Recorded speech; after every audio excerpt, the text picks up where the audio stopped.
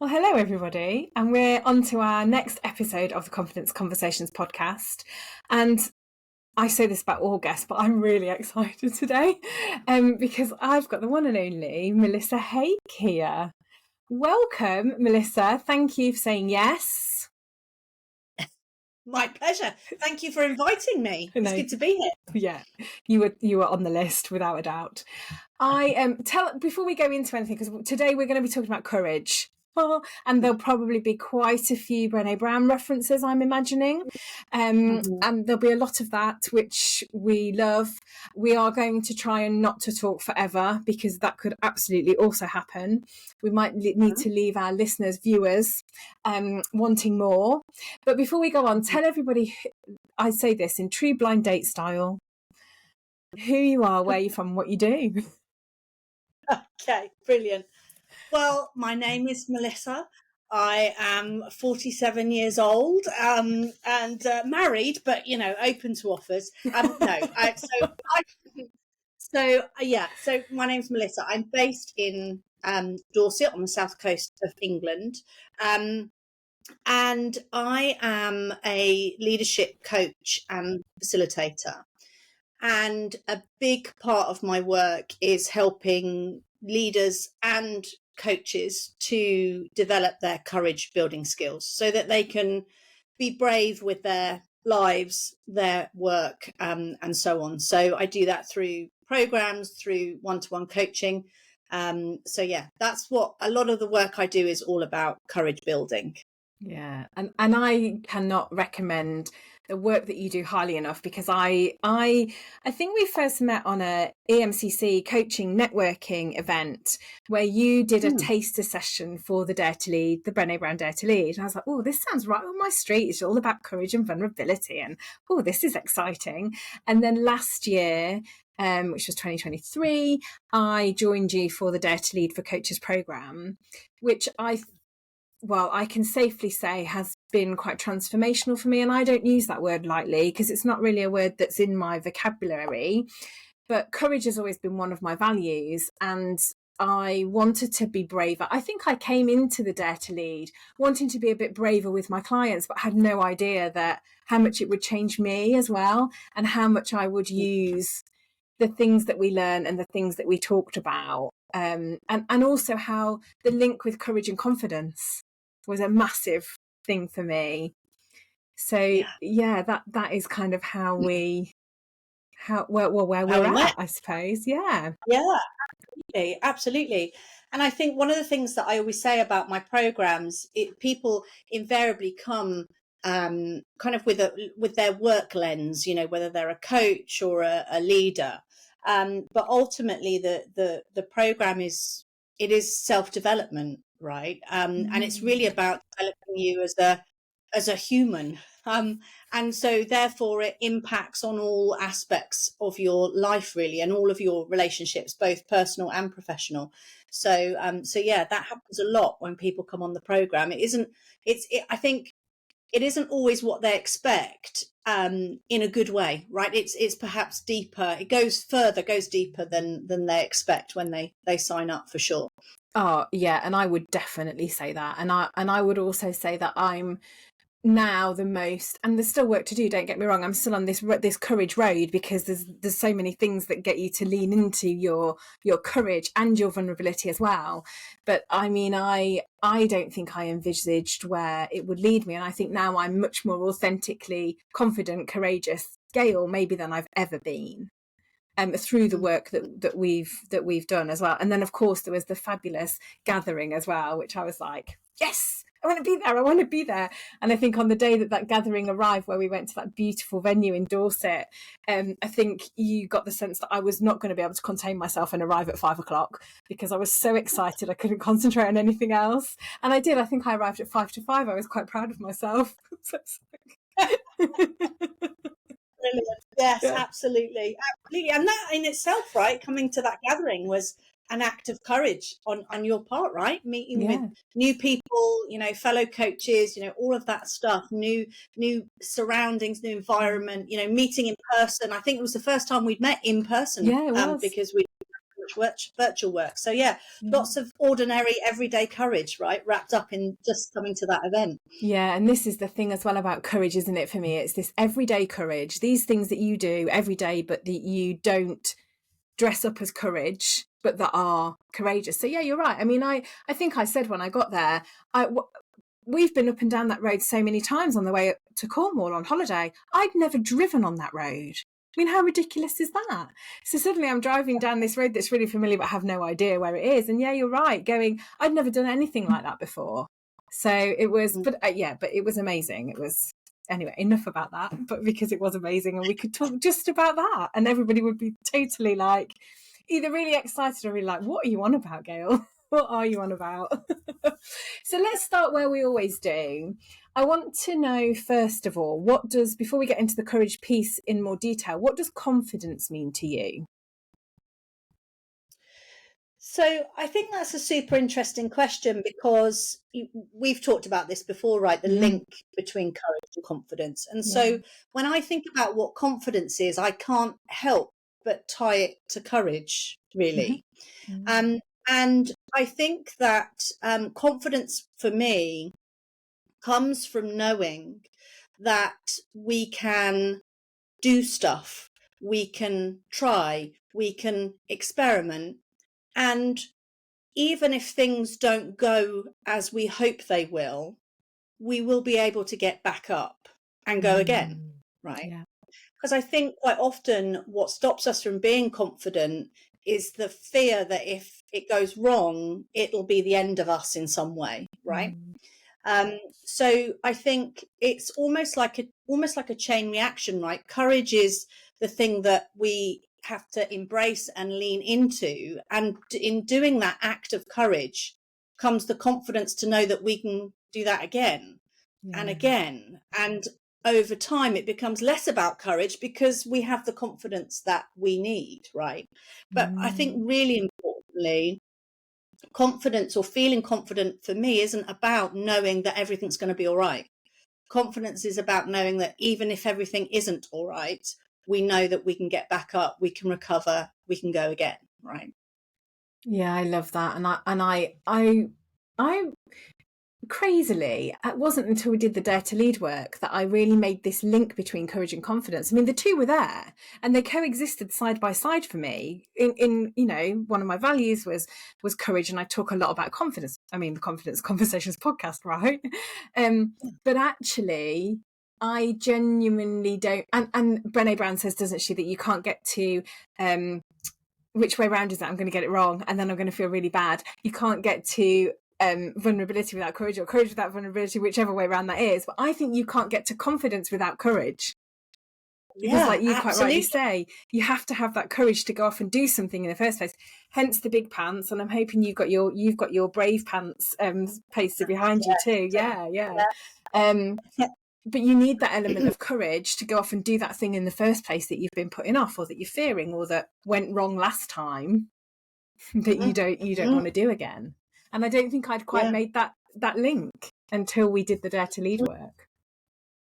Yeah, definitely. And I think that the other thing that I kind of think about as well is that when I feel confident, it's a really good feeling, right? It feels, I'm going to say it feels nice, right? To feel confident and like I can do this, and I can step into this, and I've got this, right? It's a really good feeling.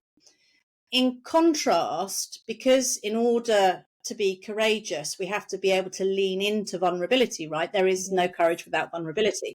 So in contrast, vulnerability does not feel good, right? It doesn't feel good. It brings up feelings of, shame and scarcity and comparison, anxiety, fear. These are all things that we perhaps would think, oh, I don't want any of that. I want to avoid all of that. But of course, avoiding those feelings that come along with that vulnerability means that you can't get to courage. And if you can't get to courage, you can't get to confidence and that great feeling that comes with feeling self-confident, feeling confident in yourself. So it is that real chain for me. And it's so easy for us to go, do you know what, this vulnerability thing, it sucks, it's really hard, I don't want to do it, I don't want to do it. But then there's something about recognizing that if that's the choice you make, if you choose, another Brené quote, right, if you choose comfort over courage, then, you know, you're never actually going to get to that great feeling that we get when we're confident, right? Yeah. And that distinction's a great way of putting it, isn't it? How you feel when you're confident. I'm sure everybody can relate to that. It's a good feeling, right? But the courage piece doesn't feel like that. It just doesn't. And that's a great distinction between the two. Although that when you've been courageous and you've achieved that thing, that's a good feeling, isn't it? Yeah, because suddenly you're feeling, whether you're feeling more confident or you've got a sense of achievement or whatever that is. What, in contrast then, what does courage mean to you? So I think that well, the first thing that's really important for me to say about courage is that it's not some kind of innate or noble quality that we either have or we don't have. It's absolutely a skill, right? It's a series of skills that we can develop. So we can all learn to be more courageous and develop those skills. And the other thing I'd say as well for me is that courage, you know, I think quite often when we think about courage, we think about it in the big moments in our lives, right? Whether, and those are absolutely courageous, you know, whether that's a career change or a job interview or a big presentation or, you know, these really big, you know, sometimes really kind of transformational things that happen in our lives. Absolutely, there's courage there. But for me, the courage that I want to work with for myself and with the people that I support is the kind of what Brené calls kind of everyday, ordinary courage, right? So, you know, all of those little moments that happen in our lives, you know, asking curious questions, being curious even, admitting to a mistake, you know, saying that we were wrong, apologizing, saying no to something, right? No to something or someone, you know, setting a boundary, you know, being really clear with someone about what is okay and what's not okay. You know, putting ourselves out there in some way at work, you know, being more visible. I always think of kind of putting your head above the parapet, you know, speaking up in a meeting, perhaps voicing an unpopular opinion. You know, these are all things that we're doing, you know, all day, every day, right? And it's ordinary, everyday courage. And those are the moments that I think are defining, right, for us. Yeah. So yeah, for me, courage is the small stuff just as much as it is the big stuff, right? And that's fascinating for me because I think that when we talk about courage, we do think about it being this big thing, don't we? And you know, we've talked about this before, but I love The Wizard of Oz and I love The Cowardly Lion. And I love at the end of the film where he's bestowing, you know, courage on the lion. He said he had no courage except he'd like tried to scare Dorothy, travelled to the Emerald City. He'd have fought the Wicked Witch, you know, all of that. But he's got no courage. Of course he did. He had it in plenty, I think is what the wizard says. And he also talks about confusing wisdom and courage. You know, you don't have to be wise to have courage. You can build it in those everyday things. And your point about saying no, for me, courage is saying yes and no. So one of the things I've done recently is said no to a piece of work, what could have been quite a big piece of work, because it felt a little bit too far out of my comfort zone. And I'm all for stepping out of that, big pants and all that, I am. But there comes a point where actually you just feel it's maybe a bit too far at this point. And it didn't feel right. So there was part of me that wanted to go on, Gail, go on. And the other part of me that's going, actually, this is a no. And therefore I've got to be courageous to say no to that. And I think often we'll think courage is saying yes to stuff. Well, it isn't. It can be no too. Absolutely. Definitely, definitely. And these things happen, in our kind of personal lives as well, right? With friends and family. And how often have you I don't know, gone on a night out or been to a family event that you really didn't want to go to for very good reasons, but we say yes because we think we should. And we don't want to upset people, right? We don't want to upset the family or say the wrong thing, and so therefore we say yes. And in doing that, we basically make ourselves small. We make what we need and what we value and what's important to us smaller, and we're lesser for it, I think. And so I think this whole thing around choosing courage over comfort. So the actual quote is, you can choose courage or you can choose comfort, but you can't have both, right? And so sometimes it is, do you know what, today's not the day for me to step into this piece of courage, and I'm choosing comfort here. But then, when do you make the choice to step in and be courageous? It's always a choice. I think that's important. Funnily enough, on one of the last episodes, which is with Nikki Forster, we talked about the comfort zone, and she's quite a visual person. So if there might be people that have listened to this or watched this, but she talked about her comfort zone being like a desert island. I was right there because I was like, it was like my first day back off holiday. So I was like, yep, I'm back there. That's fine. And the comfort zone being a different shape like an island is, and having this piece about where's your comfort zone when you're going into the water, because the shark's in the water. Right? But actually, if you don't go in the water, you're not going to see the dolphins. So it's about understanding where that comfort zone is for you and how it shifts and how it shapes differently. And that it doesn't have to be these big things, because maybe you're just going to paddle out a little bit further. You're not going to swim. You're not going to go and swim with the sharks or the dolphins. But if you paddle out a little bit further, you can just see them, and that's enough for you. And that's okay. Yeah, I love that. absolutely. The sharks and the dolphins. It's like, but you're not going to see the dolphins. I was like, okay. I love that. I thought that's quite a good one. Tell me what led you to the work of Brené Brown? So I think probably like a lot of people, I came across her first TED Talk around the kind of the power of vulnerability back in, I think it was about 2013 that I literally stumbled across it. And at that time, I was doing a lot of work in leadership development. And I was struck really by two things. The first thing was that it was the first time that I'd kind of seen somebody talking about things like shame and vulnerability, and also sharing stories about their own shame and vulnerability really openly, as a way of kind of connecting. And I was just sort of blown away by this different perspective. Having spent a year, nearly all of my career in leadership development, this felt like a new perspective on what being a courageous leader and human look like.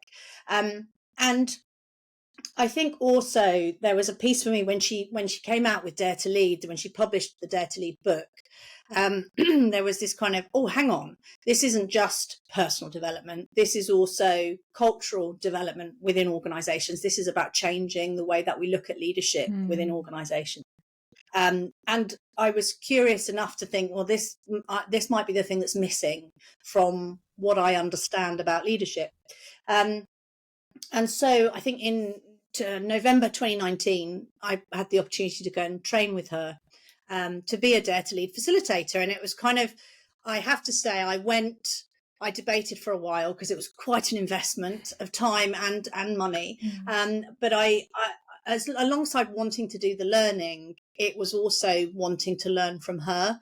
And you have those moments in your life where you think, I'm not sure I can justify going, but I've got to go. I can't miss this opportunity, right? I have to go. So, and that experience in and of itself, to meet her in person and spend time with her, because she really role models this work.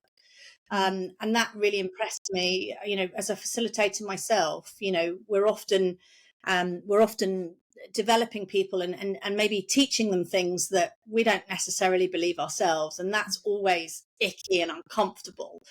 But she absolutely role models it in every way possible. And so really it just took off from there for me. And that was a personal development journey and a professional development. I learned so much about myself as a human and as a leader and as a coach and as a facilitator, but mainly as a human. I was like, this is really powerful work. And then, came back from that and started to think about how the heck do I get this out there, and who do I think needs this work? Who do I think can really benefit from this work? And that led me to, Dare to Lead in organizations and for leaders, but also mainly the Dare to Lead for Coaches program. So yeah, I'm absorbed in her work, but also I think one of the things that I really enjoy about Brené's work is, first of all, it's evidence-based, so it's research-led, if you like, as opposed to just someone's idea. And also it sort of it has sort of tendrils out into lots of other work that I find super interesting, like Susan David's work around emotional agility and Kristin Neff's work around self-compassion. There's loads of other really important work that feeds out from Brené's work. So there's so much. And I always say to people who are kind of thinking about doing a program with me, I always say to them, I'm not the expert in this, but I'm absolutely leaning in and doing the work myself, and I can help you do the work as well. And I think that's really important for me, is that I'm not sat here as the most courageous coach or the most courageous leader, but I'm doing the work. And it's really hard, but I'm doing the work, and now I can help other people do the same thing. So it's a super interesting, challenging, difficult, hard, curious, wonderful place to be in terms of the work I do. And I think you're right about the tendrils, because I wouldn't say I'm a super fan of Brené, but the more we've done the work, the more I've read, the more I've understood, and I love the fact that it's evidence based, because for me that gives it more credibility than some of the other people that are out there that are talking about courage and confidence and all of that. But I've also enjoyed the tendrils, as you've called them, the bits that, like the emotional intelligence book, that was brilliant. I love that, and in fact I'm going to go back to that again. And Kristin Neff as well, the fierce self-compassion, this idea of fierce versus tender self-compassion, I love that.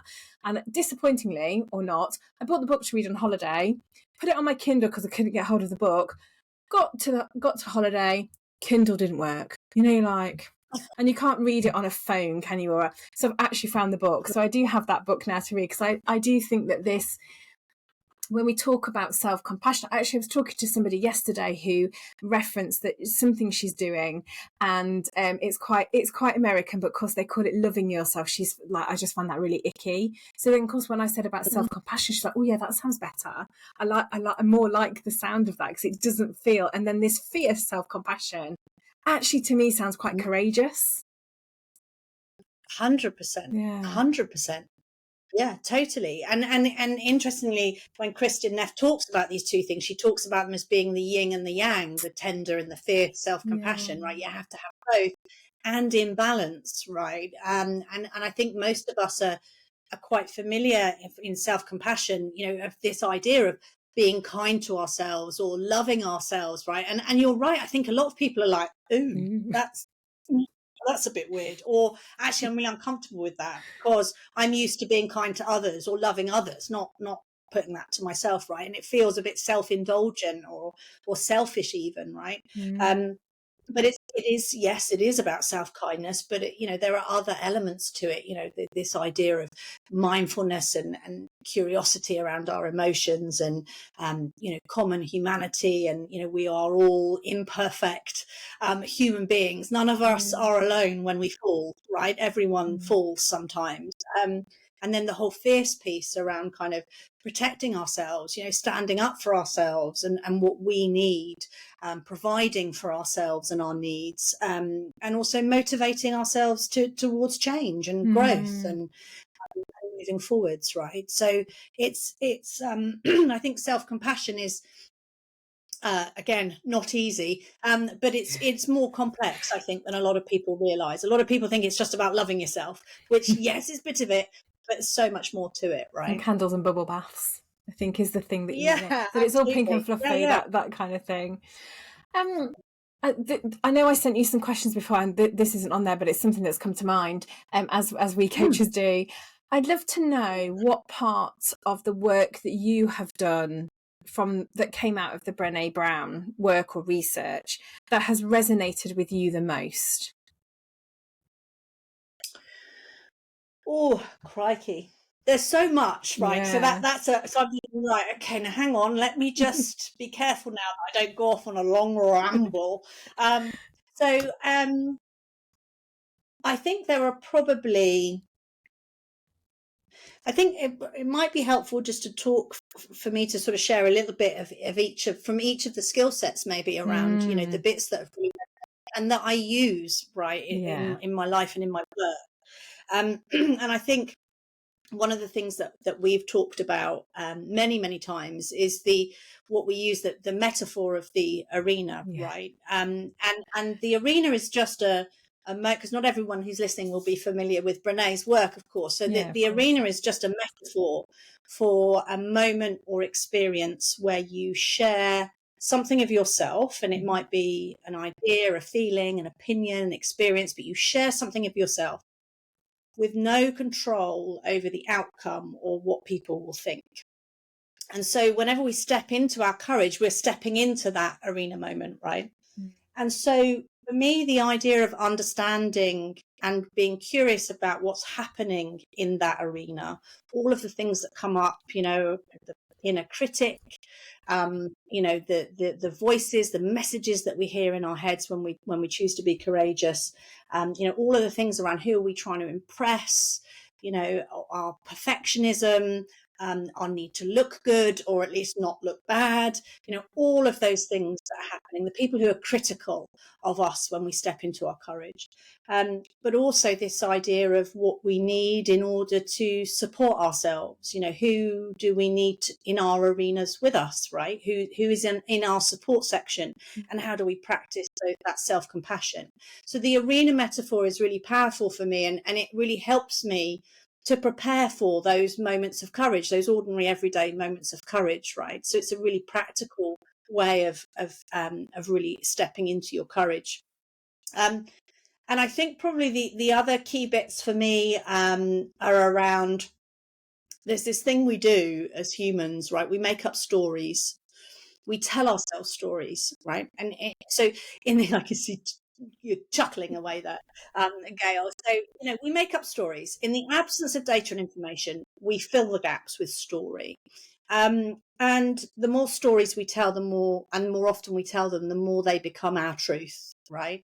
And so there's something for me about the ability to be able to check out our stories, and to notice the patterns and the themes that come up in our stories on a regular basis, and then having the courage to find the actual data and information that is needed in those gaps, right? Rather than the stories that may or may not be true, right? They're not always untrue. They may or may not be. So something about learning the power of stories, right? And the meaning making that we do as humans, and how that isn't always helpful for us. And how do we get back up, right, when we fall, or when it doesn't go as we would like? And this is the confidence piece, I think, as well, links into the confidence piece, because one of the things that I think we have to recognize is that if we are going to be courageous with our lives, we are going to fail. Not every time, but absolutely, we are going to fail. We're going to fall. It's going to hurt. And so the ability to develop that skill to be able to get back up in those moments and try again and go again, is super important if you want to be more courageous. You can't just develop, I can lean into my vulnerability, this is brilliant, but it isn't always going to work. So what do you do then, right? So really kind of leaning in and being able to pick yourself back up is an important part of the skill. And I think probably the other two things is we do a lot of work around values, personal values, as well as we talk obviously about organizational values, but personal values, and actually understanding what they mean in terms of how we live our lives, right? Our behaviors. So how do we live into our values? So, if you mentioned, one of your values is courage, right? So, okay, what does that actually mean in terms of behaviors? If I was following you around like some weirdo, and seeing you in your day-to-day life, right? What would I see in your behaviors? What would I see you doing that would let me know that courage is a value? The word is not enough, right? We have to really understand what our values look like in practice. We've got to not just profess them, but practice them. And the reason that that's important for me is that it allows me to recognize, particularly in my work, but wider than that as well, I guess, it helps me to recognize when I'm doing things that are enabling me to lean into my values and live into them, right? Which is when we feel most fulfilled and in flow and at ease and all of those great things. But when we're also living outside of our values. And that links into your thing about saying no, right? Does this piece of work or does this event or does this social gathering, does this help me to live into my values? Or actually, is this requiring me to live outside of my values? And I don't want to do that because that doesn't feel good, right? Yeah. That's not okay. And then the other skill set that we haven't talked about is the trust one, right? There's loads of stuff in trust. But I think what's important from a courage perspective, and again, building on the confidence piece, is the idea of self-trust, right? Not just trusting others or, trust in the people that you work with or your team or whatever, but trusting yourself. What's your relationship with trust like? Do you trust yourself? And what impact does that have? What's missing in your self-trust? How reliable are you? How do you hold yourself to account? Are you generous in your interpretation of your own actions and intentions? And so there's this whole piece around self-trust, which again is an ongoing development for me, really. And I think that's an important thing to say about all of these skill sets, because I think many people will come on a Dare to Lead program and think, excellent, by the end of it, I will be courageous. It's going to be a light switch that I'm just going to flick on. It's really important to say that it doesn't work like that. It's hard, right? And it's a constant journey of kind of self-development. And sometimes I get it right and sometimes I don't. And that's okay, because I'm human, imperfect and vulnerable, right? So there's lots. That was a bit of a ramble, but there's lots, right? No, so much. And I think some of my clients that are probably listening to this will recognize some of that, because I talk about a lot of it and yes, you and I regularly go in and out of that arena when we talk, and the things around, the stories we tell ourselves. I think actually the last time we spoke, I think you might have asked me that question and it stopped me dead in my tracks, because I was like, oh, that's something I might ask a client, and now you've just asked me that question, and yeah, you're absolutely right as well. And yeah, values have been a big part, I think, and the values really come in, don't they, in the arena as well, when you go into the arena. But I think one of the things that you said on the program was, not if I was a weirdo following you around. I think you said, if I was an alien and came down to Earth, would I be able to see your values in action? And that resonated with me, actually, because it's like, oh yeah, if I've got, not a weirdo, because I'm not scared about that, but I might be scared about an alien, I'm not sure. But if that alien was following me around, what would they see? Would they see me living out my values? And the trust thing for me, I think that was one of the first things I said to you when we started. I think that was in our container building of how we were going to work together, was trust is really important to me. And we talked about the marble jar, and I love that analogy of, trust is built in those small moments, but I think trust is built in those small moments for other people and for yourself, in terms of your self-trust as well. The one other thing that I would add to that, in terms of the things that all of those resonated with me, was the quote that is, the clear is kind, unclear is unkind. That has been quite transformational for me in the way that I think about how I approach things. Because the long and the short of it basically is that, we're sometimes we do things under the guise of being kind, but actually we're trying to lessen the impact for ourselves, aren't we? Or the harshness for ourselves. And that's just not fair on the other person. And yeah, I hear myself saying that an awful lot as well. Yeah. It's definitely one of the favorite quotes, right? The clear is kind and unclear is unkind. Yeah. Definitely. Because ultimately at the heart of this work, really, it's about connection, and it's really about conversations, right? And using those conversations as part of the way that we connect with others. And yeah, we often don't say what we want to say or need to say because we think we're being unkind, and that's about lessening our discomfort, not the other person, right? And so, this whole idea of caring candor and, all radical candor and all of those concepts, right, feed into this as well, for sure. But recognizing that if you follow the clear is kind and unclear is unkind principle, it's courageous and therefore vulnerable. So it's not easy to do. Yeah, but and also I think that if you put the shoe on the other foot and you say, well, how often have you walked away from situations where you've walked away going, actually, I'm not clear about that. I'm really not clear whereas, okay, so if somebody has been really clear with you and you didn't like it, or it didn't land quite right, or, it felt hard, for me, they're the moments where I learn the most. They feel, and I've said to you, my emotions are always here, but it feels hard, but you're really clear. You know where you stand, you know what's going on. What definitely. We could definitely be on here for like a whole day. There's a whole maybe longer. But I'd love to know if somebody's listening to this or watching us and thinking, oh yeah, I'd really like to be more courageous. Clearly it takes practice, but where could they start? What might be 3 things that they could do to start practicing being more courageous? So I think the first thing, 3 things. Okay, so the first thing I'd say is that recognizing that, there is no courage without vulnerability, right? The two come at the same time. So really the first thing that we have to start getting comfortable with is feeling vulnerable, right? And noticing, all of the things that come up for us when we feel vulnerable. And starting to be curious about that. Right? A lot of this is about just starting to be curious, not beating yourself up for feeling those things, but thinking, okay, what comes up for me when I'm feeling vulnerable? And how much of that is truth, how much of that is real, what's on the other side of that vulnerability. So this idea of kind of really starting to understand what vulnerability means for you. And that you can't get to courage without leaning into that vulnerability is probably the first thing. I think the second thing is that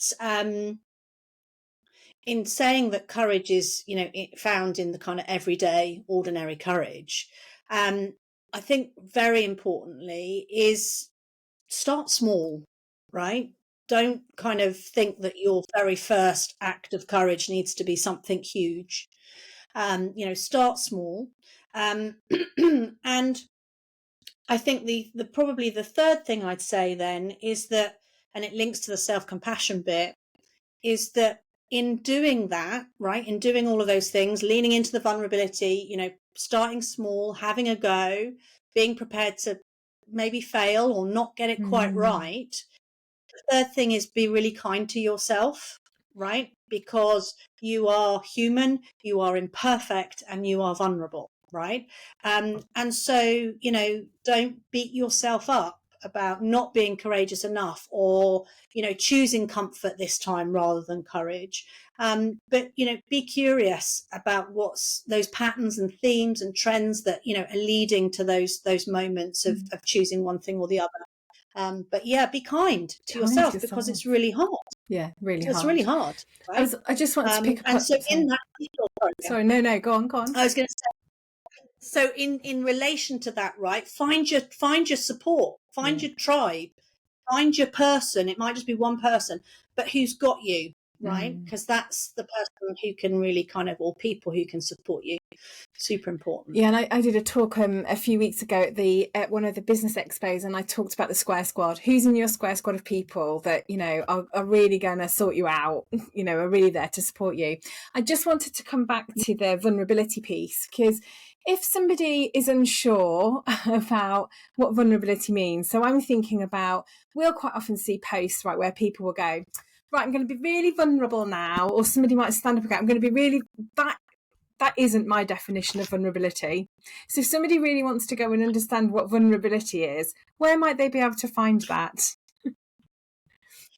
Well, I think I think two things really. I think if you're interested in understanding what vulnerability really is, then you dig into the work of Brené. Definitely watch the TED Talk. First TED Talk is called "The Power of Vulnerability," and of course connect with me. Right, I'm always talking about courage, and because I talk about courage a lot, there will be vulnerability there. Right. Yeah. But I think one of the things that's important when you're thinking about vulnerability, or something to kind of just set the context for that, is that vulnerability is the emotion that we experience in times of uncertainty, risk, and emotional exposure. Right. So that's what vulnerability is, right? Whenever you feel those things, there's a level of uncertainty, there's some kind of risk, and probably some sense of feeling exposed emotionally. That's vulnerability right there, right? Yeah. But yeah. It's interesting. It's fascinating. It's fascinating. So you lead me nicely on to say, so if people would like to connect to you or connect with you or follow you, where can they find you? So the best place to find me is on LinkedIn. So you can connect with me on there. Just put Melissa Hague in the search bar and I'll come up. So yeah, connect with me on LinkedIn, definitely. I post on there really regularly about courage and vulnerability and all of the skill sets really. And then I guess the other thing is to take a look at my website, that, www.melissahague.com, which gives a kind of an overview of everything I do, and you can connect, sign up to my mailing list, those kind of things to stay in touch in terms of doing more with this work. And what I would also say is that I didn't say this at the beginning, but one of the things that really brought me to the work is I love conversations, right? I love having conversations and connecting through conversations. So, if you want to just say, Melissa, let's have a chat, right? Then, let's do that too. I'm always happy to have a conversation as well. So yeah, do that too. Amazing. We'll pop all that in the show notes as well, so everybody's got it. Maybe we'll find the link as well for the TED Talk. So if somebody wants to access it quickly, we can just pop that in, and then they can watch that. So yeah. Melissa, thank you. That's been fascinating. I'm feeling like you'll have to come back on again, and we'll have to maybe pick a topic and really delve into it, because I think the listeners would find that really interesting, because everything around confidence and courage is absolutely fascinating. And I think when we start to break it down into what it really means, but more importantly, what it really means to us and how we can use it. And I think this idea of this everyday courage and starting small is, kind of the work that I definitely do, and the work that you do as well, in terms of, let's keep building on this. Once we've got it, we keep going. So thank you. It's been a pleasure. Absolutely. I've thoroughly enjoyed the conversation. So thank you. Amazing. And thanks everyone for watching and listening, and we'll see you next time on the Confidence Conversations podcast.